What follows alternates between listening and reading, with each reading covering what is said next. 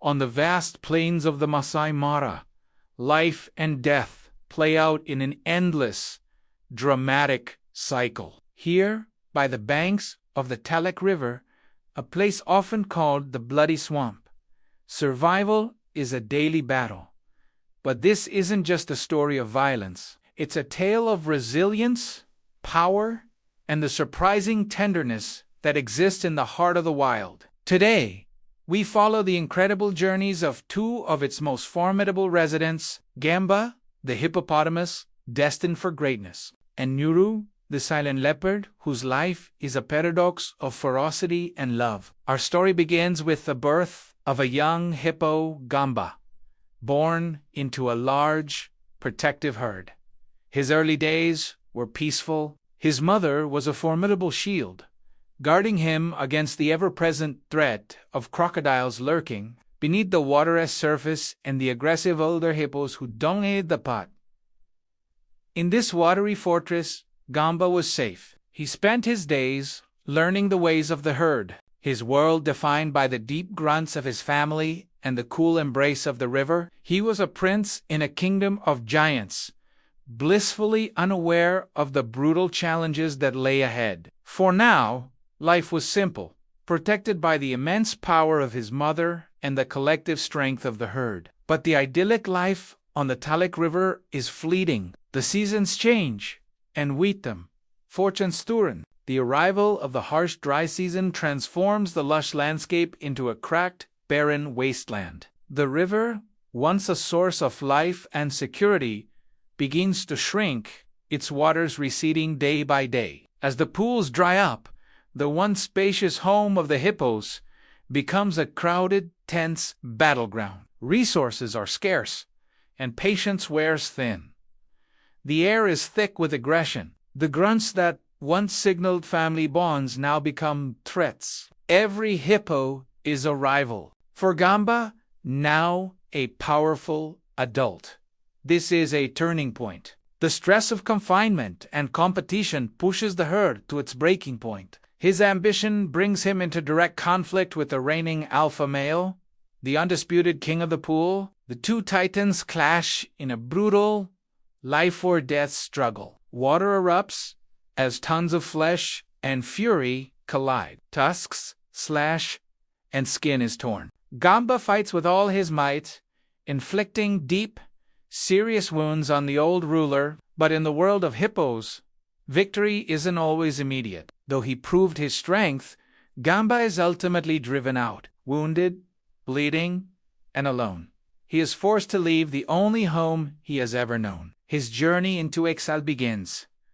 Far from the river, another drama unfolds. Here, in the golden grasslands, lives Nuru, the leopard. She is the embodiment of silence and stealth, a solitary hunter who moves like a ghost through the savannah. Nuru has weathered countless dry seasons, her survival a testament to her masterful hunting skills. We watch as she stalks an antelope, her body low to the ground, every muscle coiled with deadly intent. With a sudden burst of speed, she brings down her prey.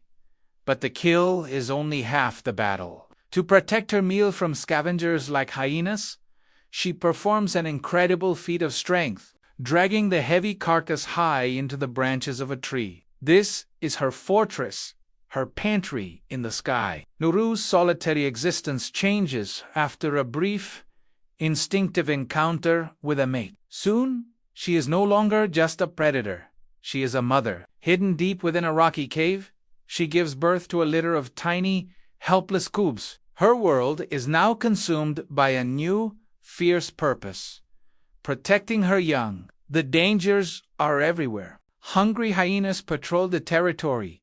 Powerful martial eagles soar overhead, and even other male leopards pose a mortal threat to her offspring. To keep them safe, Nuru must become a nomad. Every few days, she painstakingly moves her den, carrying each cub gently in her mouth to a new, secret location. Her life is a constant, exhausting cycle of hunting, hiding, and moving, all driven by the powerful instinct of maternal love. One day, Nuru's two worlds the hunter and the mother collide in a startling display of nature's complexity. Her target is a troop of baboons. With lightning speed, she ambushes them, and in the ensuing chaos, she kills a mother baboon. But as the dust settles, a tiny, orphaned baby baboon clings desperately to its mother's body. Just then, a pack of hyenas, drawn by the commotion, closes in. What happens next is astonishing.